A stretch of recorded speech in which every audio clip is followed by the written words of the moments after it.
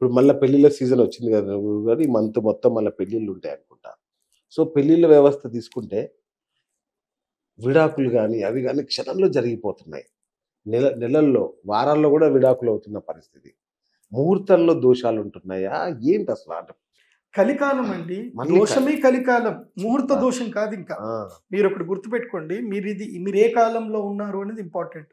Okay. మీరు చుట్టుపక్కల ఉండేటువంటి పరిస్థితులు ఎలా ఉన్నాయని ఇంపార్టెంట్. ఓకే. ఇప్పుడు చాలా మంది కుటుంబాల్లో 50% కుటుంబాలలో ఎవరు తన భర్తను చూసో, తన భార్యను చూసో కాపురం చేయట్ల. అవును. తమ పిల్లలను చూసి కాపురం కరెక్ట్. చేస్తున్నారు. రైట్. లేదంటే తమ చుట్టుపక్కల వాళ్ళ దగ్గర చెడ్డ పేరు రావద్దు, అవును. పేరు పోవద్దు, పరువు పోవద్దు అనే దానికి కాపురం చేస్తున్నారు. అవును. ఎంతో మంది మగాళ్ళు బాత్రూంలో కూర్చొని ఏడుస్తున్న వాళ్ళు ఉన్నారు. ఎంతో మంది ఆడాళ్ళు బాత్రూంలో కూర్చొని ఏడుస్తున్న వాళ్ళు ఉన్నారు. అవును. పక్కన ఎవరికో చెప్పుకొని ఏడుస్తున్న వాళ్ళు ఉన్నారు. 50కి 50% కుటుంబాలంతా ఇంతే ఉంటాయి. అవును. ఏది అది ఒకప్పుడు జనరేషన్‌లో ఉన్నవాళ్ళు మాత్రమే. ఏది 70స్‌లో, 80స్‌లో పుట్టిన వాళ్ళు. అవును. ఇప్పుడు పెళ్లి ఎవరికి జరుగుతున్నాయి? 90స్‌లో, 2000లో పుట్టిన వాళ్ళకి పెళ్లిలు జరుగుతున్నాయి. అవును. సో, కల్చర్ చేంజ్ అయిపోయింది. ఓకే. వీళ్ళంతా చూసేస్తున్నారు వీళ్ళు మొత్తమే. ఇప్పుడు ఏ వయసుకి ఏది చూడాలో అది చూడాలి. ఇంకోటి గురుగారు, రెండో పెళ్లి గూడా కామన్ అయిపోయింది. ప్రతి ఒక్కరికి సెకండ్ మ్యారేజ్ అవుతుంది ఇప్పుడు. కలికాలంలో శృంగారము, విచ్చలవిడితనం ఉంటుంది. ఇది ఆల్రెడీ భాగవతంలోనే చెప్పడం జరిగింది. అవును. అచ్చా! ఎవరికీ సీరియస్‌నెస్ ఉండదు. ఓకే. ఇప్పుడు రాను రాను ఎట్లయిపోతుందనంటే ఇప్పుడు ఒక ఒక ఒక పిల్లాడే ఉన్నాడు. ప్రతి ఒక్కడికి ఏంటంటే తన భార్య కన్య అయ్యి ఉండాలని కోరుకుంటుంది. అవును. అమ్మాయికి కూడా తన భర్త మగోడు అయ్యి ఉండాలి. వాడు ఎవరి దగ్గరికి పోకుండా ఫస్ట్ నాతోటే ఉండాలన్న అవును. కోరిక అమ్మాయికి ఉంటుంది, అబ్బాయికి ఉంటుంది. అవును. ఇది ఎప్పుడు మన టైంలో ఉండే ఆలోచన. యెస్. ఇప్పుడు టైంలో ఏందంటే వాడికి పదవ ఏట కూడా రాకన్నా మునిపే వాడికి మొబైల్‌లో చూడకూడనియన్నీ చూసేస్తున్నాడు. చూసేస్తున్నాడు. ఆ అమ్మాయి కూడా చూడకూడనియన్నీ చూస్తుంది. అంటే ఏది చేయాలి, ఏది చేయకూడదన్న తెలియని వయసులోనే అన్నీ కనిపించేస్తున్నాయి. అవును. సో, చేయకూడని వయసులోనే అన్నీ చేసినాక వాడికి ఎమోషన్ అనేది ఉండదు. ఇది హ్మ్. నా పిల్ల అనే ఎమోషన్ ఉండదు వాడికి. వాడు ఇంకోడితోటి పోయిండంటే, "అరే నువ్వు పోతే పోరా బయ్ నన్ను డిస్టర్బ్ చేయకు. నాకు విడాకులు కరెక్ట్. ఇచ్చేసేయి నేను ఇంకోడిని చూసుకుంటా." సేమ్ దానికి కూడా అదే మాట చెప్తాడు. "నువ్వు కూడా ఎవరితోటి పోతా అంటే పో. నీకు నచ్చిన చోటికి నువ్వు వెళ్ళిపో. నాకు విడాకులు ఇచ్చేసేయి. నా లైఫ్ నేను చూసుకుంటా. అంతే. No fight, no emotions nothing." Exactly. కాకపోతే ఏందంటే దీంట్లో ఏందంటే సెటిల్మెంట్స్, డబ్బులు సెటిల్మెంట్లు. డబ్బులు అందే సెటిల్‌మెంట్. చూడండి. ఇది డైలాగ్ మోస్ట్‌లీ ఇట్లాంటోళ్ళకి వర్తిస్తది. వాళ్ళు సంసారం చేస్తున్నారా? వ్యభిచారం చేస్తున్నారా? అనేది వాళ్ళకే అర్థం కాదు. కరెక్ట్. ఎందుకోసమంటే సంసారం చేసే అమ్మాయి అయితే ఆ కుటుంబాన్ని ఎట్టి పరిస్థితుల్లో నాశనం చేసుకోదు. అవును. కాపాడుకుంటది ఆ కుటుంబాన్ని. మొగుడు తప్పు చేసినా ఇప్పుడు కన్నతండ్రి తప్పు చేస్తే కన్నతండ్రిని నిందించదు. కన్నతండ్రి మీద కేసు పెట్టదు. కన్నతండ్రి దగ్గర డబ్బులు డిమాండ్ చేయదు. కన్నతండ్రి కాబట్టి క్షమిస్తుంది. నీ కొడుకు తప్పు చేశాడు. వాడిని మందలిస్తావు, వాడిని దగ్గర తీసుకుంటావు. వాడు ఒకవేళ తప్పు చేసినా సరే వాడిని వెనకేసుకొని వస్తావు. కానీ మొగుడిని ఎందుకు వెనకేసుకురావు? అస్సలు. తండ్రిని హింసిస్తావు. తండ్రిని హింసించవు, కొడుకుని హింసించవు.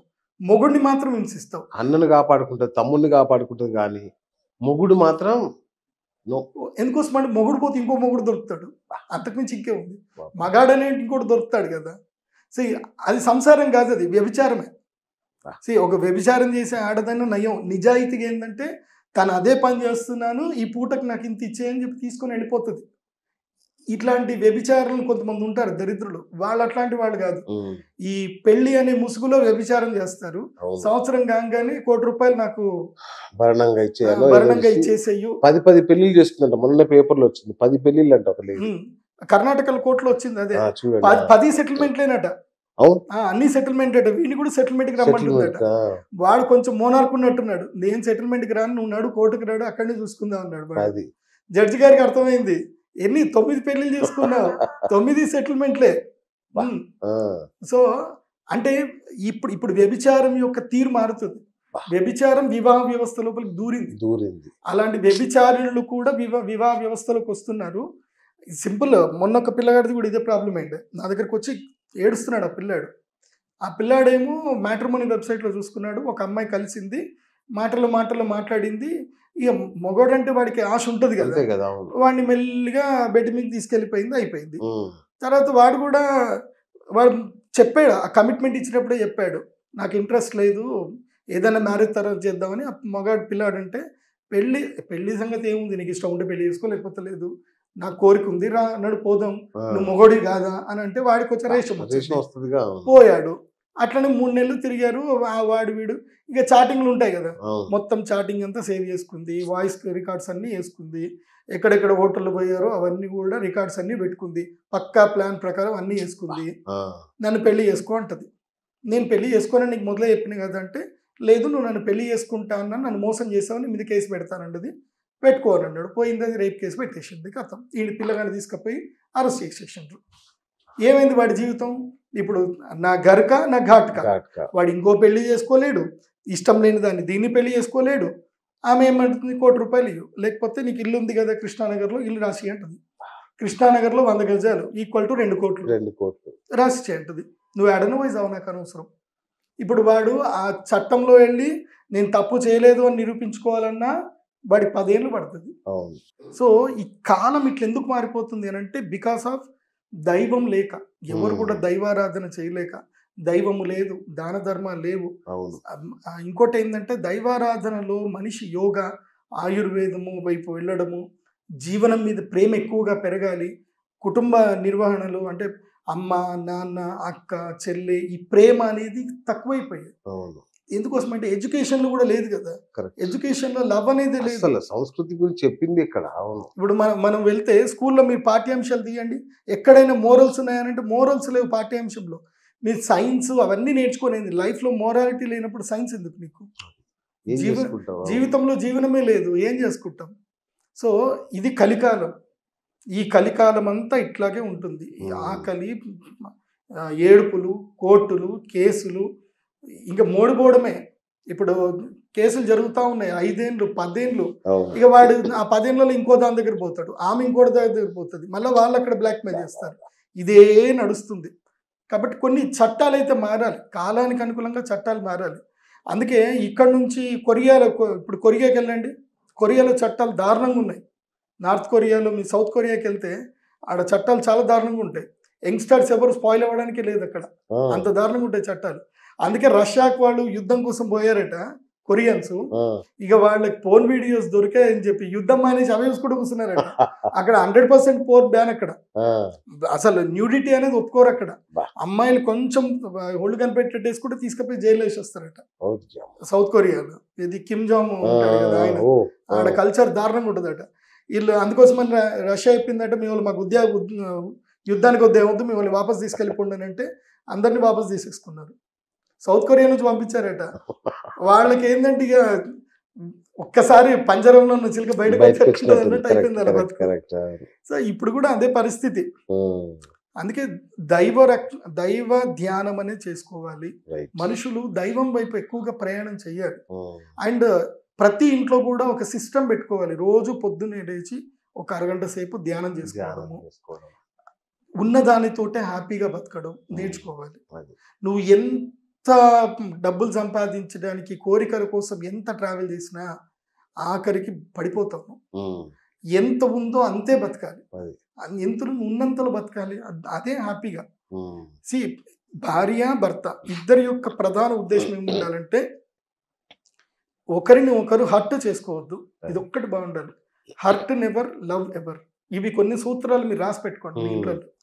ఏంది? Hurt never, love ever, never hurt, do love, stop complaining, start connecting. Complaint చేయడం ఆపే, కంప్లైంట్ చేయకు, కనెక్ట్ చేయి, లేదంటే కరెక్ట్ చేయి. ఇప్పుడు మీ ఇంట్లో మీ ఆవిడ వంటిల్లు బాగుంచుకోవట్లే, నువ్వెళ్ళి సర్దు, నువ్వు ఆమె వంటిల్లు సర్దు నువ్వు చెప్పే బదులు నువ్వెళ్ళి క్లీన్ చేయు. నువ్వు 2 రోజులు, నువ్వు 4 రోజులు క్లీన్ చేసావు అనుకో, ఆమె ఆటోమేటిక్గా అర్థం చేసుకుంటుంది, నేను క్లీన్ చేసుకోవాలి, ఇది పద్ధతిగా ఉండాలి. నువ్వు చెప్పొద్దు, నువ్వు చేసి చూపి, అంతే. Stop complaining, start connecting or correcting. నువ్వు కరెక్షన్ చెయ్యు, లేదంటే కనెక్ట్ దాన్ని కనెక్ట్ అయిపో, అంతే చేయాలి తప్ప కంప్లైంట్ చేసుకుంటూ కూర్చుంటే దూరం పెరుగుతుంది. 3వ సూత్రం, be like a well, not like a wall. So reaction అవ్వకూడదు. భార్యాభర్తల మధ్యన కానీ కుటుంబ సభ్యుల్లో మనం ఎప్పుడు రియాక్ట్ అవ్వకూడదు. Don't be like a wall, అంటే గోడలాగా ఉండకు. ఇప్పుడు బంతి అనేది ఒక రియాక్షన్ అనుకో, బంతి ఒక మాట, బంతి గోడకేసి కొడితే బలంగా వేసి కొడితే బలంగా తిరిగి వస్తుంది. If you be like a wall, నువ్వు రియాక్ట్ అవుతావు. వాళ్ళు ఒక మాట అన్నారు, you like a be like a well, నువ్వు బావి లెక్క ఉండు, నువ్వు బావిలో బంతి వేసావు, అవును. తిరిగి వస్తుందా? రాదు. నిన్నెవరన్నా ఏమన్నా అన్నారు, నువ్వు పట్టించుకోకు, నువ్వు సైలెంట్‌గా ఉండు. వాళ్ళు ఏదో కోపంలో అన్నారు అని వదిలేయి. నువ్వు దాన్ని గుర్తుపెట్టుకోవద్దు. గుర్తుపెట్టుకున్నావంటే నువ్వు గోడలాగా ఉన్నట్టే. అంటే మళ్ళీ అటెళ్తది. ఇప్పుడు ఈ గోడకు తగిలి, మళ్ళీ ఆ గోడకు తగిలి, ఈ గోడకు తగిలి, ఆ గోడకు తగిలి అది బాల్ ట్రావెల్ చేస్తూనే ఉంటది. అవును. ఫైనల్‌గా ఏమైతదంటే ఇద్దరి మధ్యన గొడవలు అవుతాయి. సో, గొడవలవుతది. సంసారం అనేది ఉండదు. బాల్ కాబట్టి పగిలిపోద్ది. So, don't be like a wall, be like a well. Super. Okay. And don't bridge walls. నువ్వు గోడల్ని కట్టకు. కూల్ చెయ్యి. క్రియేట్ బ్రిడ్జెస్‌ని తయారు చెయ్యి. యెస్. కరెక్ట్. ఇప్పుడు మీరెవరైనా ఏదైనా ఒక మాట స్పర్ధలతోటి ఎవరైనా పోయారు. నువ్వే మొదలే వెళ్ళి వాళ్ళని మాట్లాడిచ్చు అని చెప్తుంది. రాముడు అదే చెప్తాడు. శ్రీరాముని యొక్క రామాయణంలో మనకి నిజంగా చెప్పాలంటే భార్యాభర్తలకు రామాయణంలో మొదటి అధ్యాయం ఒకటి ఉంటుంది. వాల్మీకి, నారదుడు ఇద్దరు మాట్లాడుకుంటారు. నారదుడు అడుగుతాడు, వాల్మీకి అడుగుతాడు, కోన్వస్మిన్ సాంప్రతంలోకే గుణవాన్ కస్య వీర్యవాన్ అని అడుగుతాడు. అంటే ఓకే. ఈ లోకంలో గుణవంతుడైనటువంటి వాడెవరు, వీర్యవంతుడైనటువంటి వాడెవరు, అంటే ఒక pure gentleman, superman qualities అన్ని ఏంటి అని అడుగుతాడు. ఆ క్వాలిటీస్ అన్ని చెప్తాడు. ఈ క్వాలిటీస్ ప్రతి ఒక్కరికి కూడా పెళ్లికి ముందు నేర్పియాలి. కరెక్ట్. అసలు నేనైతే ఒక ఇన్స్టిట్యూట్ పెడదాం అనుకుంటున్నా. అంటే పెళ్లికి ముందు ఇక్కడికి వచ్చి ఇక్కడ ఒక సూపర్ అండి. సర్టిఫికేషన్ తీసుకొని వెళ్ళండి. How to manage marital life, how to manage marital life. Marital లైఫ్ని ఎలా మేనేజ్ చేయాలనేది కనుక నేర్చుకొని వెళ్తే బాగుంటుంది. మన పురాణం అంతా అదే. అది. మీరు మహాభారతం మొత్తం విన్నారే అనుకోండి, ఎలా ఉండాలి ఎలా ఉండకూడదు మొత్తం నేర్పించేస్తారు. ఓకే. మహాభారతం మొత్తం వినాలి, మహాభారతం మొత్తం చదవాలి. చదివితే నీకు ధర్మం అంటే ఏంది, అధర్మం అంటే ఏంది, అధర్మాన్ని ఎలా గెలవాలి, మోసాన్ని ఎలా గెలవాలి కృష్ణుడు నేర్పించాడు. కృష్ణుడు ధర్మంగా ఎలా ఉండాలి నేర్పించాడు, మోసాన్ని ఎలా గెలవాలో నేర్పించాడు. రాముడు కూడా అదే నేర్పించాడు. కాబట్టి రామాయణ మహాభారతాలు చక్కగా చదువుకున్నటువంటి వాడికి అమ్మాయి అబ్బాయి ఇద్దరూ చదువుకుంటే వాళ్ళ జీవితంలో విడిపోరు.